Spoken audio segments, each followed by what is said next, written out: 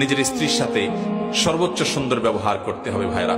আল্লাহ বলেছেন ওয়াশিরুহুন্না বিল মারুফ, তাদের সাথে সুন্দর আচরণ করো।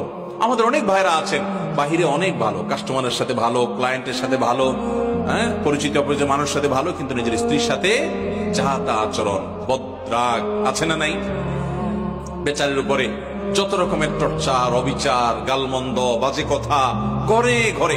অনেক লোক আছে বাহিরে অনেক সভ্য ভদ্র, ওনাকে মানুষ অনেক ভালো জানে, কিন্তু ওনার বউ জানে ওনার চরিত্রের হাল কি, ঠিক কিনা? এই জন্য নবী করিম সাল্লাল্লাহু আলাইহি ওয়াসাল্লাম বলেছেন যে খায়রুকুম খায়রুকুম লিআহলিহি ওয়া আনা খায়রুকুম লিআহলি। তিনি বলেছেন তোমাদের মধ্যে সবচেয়ে ভালো মানুষ কে? এই মাহফিলের মধ্যে সবচেয়ে ভালো মানুষ কে?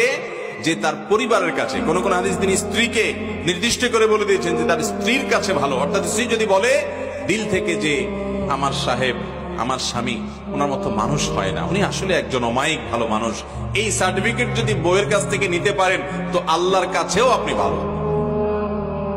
নিতে পারবেন সবাই?